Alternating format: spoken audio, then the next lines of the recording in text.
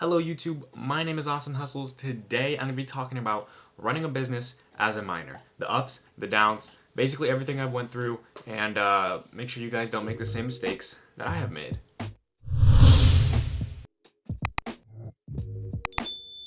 So I am 16 years old. I resell on eBay, I resell on Amazon. I have my own private label fitness brand.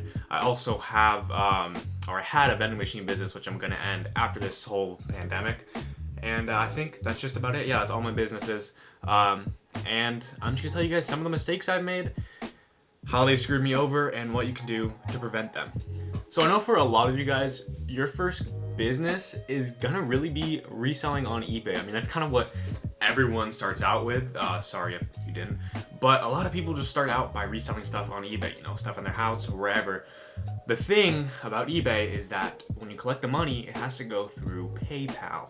Now, PayPal is super strict about minor laws. Pretty much what I was doing on PayPal, I've had like 3 PayPal accounts shut down, but when I started reselling on eBay, I was using a PayPal that I never intended to use for reselling or business. This is a PayPal I made like as a joke, and I just completely forgot about everything. Like it didn't have like a real person's name. It was just like a fucking funny name that I was intending to use and didn't actually intend to get money on it. I ended up using it for reselling, and then I actually started getting a lot of money from reselling. I started getting like, $300 every day for about a week. That happened. And they got really suspicious. What they ended up doing was shutting down my account or putting it on a temporary hold to where pretty much I couldn't withdraw any money, deposit any money, or really send money out of the account. So right now, currently, I'm actually stuck with $800 that is locked in an account, and I can't do anything with it. The way to get it out would be to obviously enter in your actual information, like your social security and stuff like that. But like I said, I never intended to use this PayPal account for reselling. It was literally like a fake name, just like one that was like a fuck around shit. But even if I did use my real name, I'm a minor, so I wouldn't be able to prove any of the information. They would have just shut down my account. So kind of tip number 1 for running a business as a minor is to use your parents' information for your PayPal account. Now this is because if your PayPal account does get flagged, if you get too many sales, you're able to actually verify the identity of your PayPal account so that you can access your money. Big mistake I made, cost me $800, but we can't dwell on that. We just got to keep moving and make that money back, which I already have. So it wasn't too big of a deal. It was just an $800 lesson on how to be more serious about business. And I'm glad I had the $800 lesson because right after that, it really got me focused on being a legitimate business, on actually incorporating myself. So what I did is I started an LLC right after my PayPal account got locked. Now what the LLC does is, as a minor, I can be in an LLC, and since a lot of the websites won't let you have stuff like as a minor or do things as a minor, as an LLC, my dad's in the business and I'm in the business, but I'm the main owner. So pretty much anything I do is under the LLC, which allows me to get through some of those loopholes about being a minor, because really the LLC isn't a minor. That makes sense. And remember the last tip I told you guys to use your parents' info for PayPal and stuff. You have to be careful with this, because if you do that, that means that you have to pay their taxes too on the stuff you sell. And I know especially for Amazon, once you make money, you have to show them your taxes. You have to show them that you're paying your taxes, or else they'll shut down your account. So what I did was I created an LLC so that my parents don't have to pay taxes on any of that. It's just the LLC that has to pay the taxes. It's a separate entity. So it allows me to run my businesses as a minor and be more professional, along with keeping my parents out of the whole thing so they don't really have to be taxed. With my LLC, especially with how I form my LLC, with my parents owning 0% ownership and all the ownership going to me, they pretty much don't have to get taxed on that. And also what I did with the LLC is that I created an employee identification number, which you get for free from the IRS. And basically what I did with that was I created a business banking account to hold all my funds. All right, now here's something you guys need to know. If you're gonna have a business, especially if you're gonna have an LLC, you're gonna wanna have a separate bank account. There's a thing where if you basically write off your business expenses, but it's on the same account as your personal account, you can get in trouble for that, for commingling your funds. So that's why I went ahead and created a separate bank account to hold all of my business money, so that if I spend something and it's like stretched, like, oh, I'm trying to write off fucking some weird stuff on my business bank account, the IRS will be able to look at that account only and see everything that I spent on my business. Especially if you're in a state where an LLC is cheap, like in California, it's the most expensive. You have to pay $800 every year for one. But even then, if you're making that much money, it's good for the protection and it's good for like the legal aspect and professionalism. But in a lot of the states, it is a lot cheaper for an LLC, and it's really worth it if it's that cheap, honestly, because then you can get your EIN and you can get your own business bank account. And the thing with your business bank account is you want to make sure that it's local, especially as a teenager.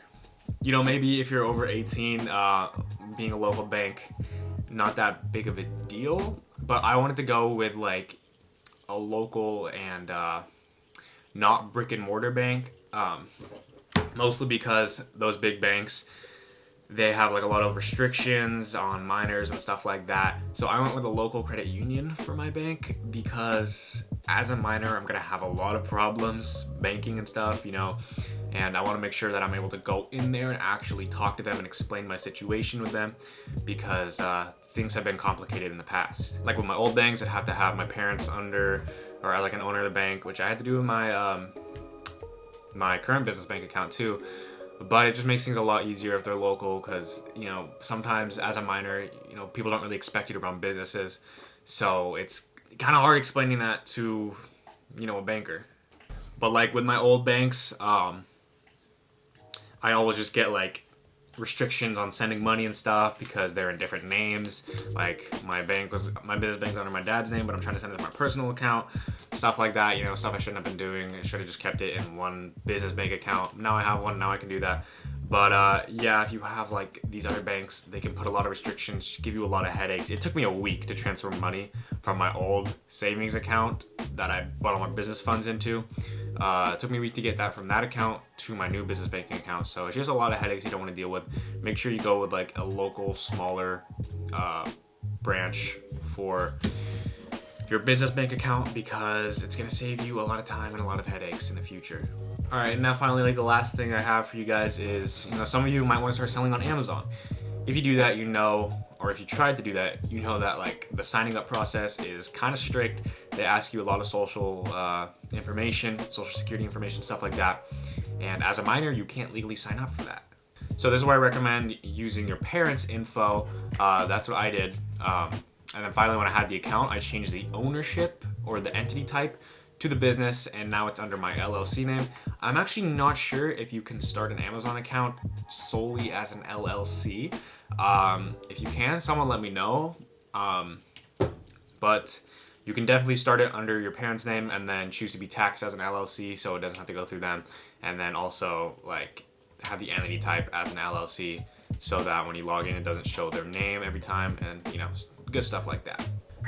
And actually, I said that was the last tip, but I kind of have one more little mini tip, is if you actually start an LLC, you can get a free PayPal debit card, like a free debit MasterCard, and it gives you 1% cash back whenever you use purchases from it. And I actually use that card for buying my shipping postage on pirateship.com. Pretty much, you sign up for PayPal, you know, using your parents' information, which I did.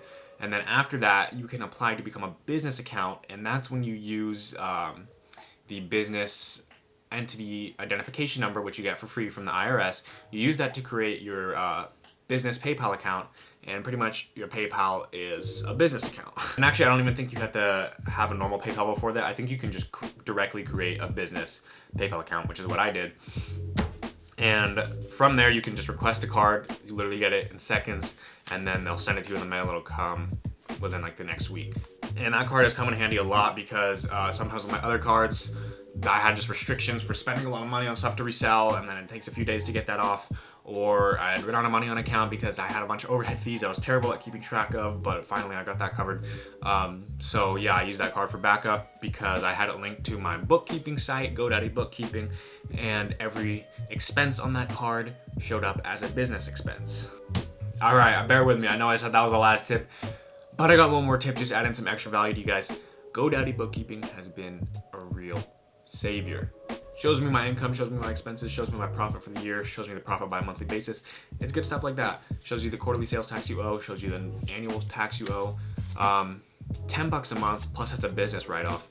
Basically what it does is you can link your Amazon accounts, you can link your eBay accounts, you can link your credit cards, you can link your debit cards, stuff like that. And everything that's bought and received on those accounts, it shows up on the GoDaddy bookkeeping, and it automatically like counts it as a business thing, and you can go in there and change it, stuff like that. It's actually a really good tool. You know, before I used that, I had a whole Google spreadsheet saying my expenses on each business and the income on each business.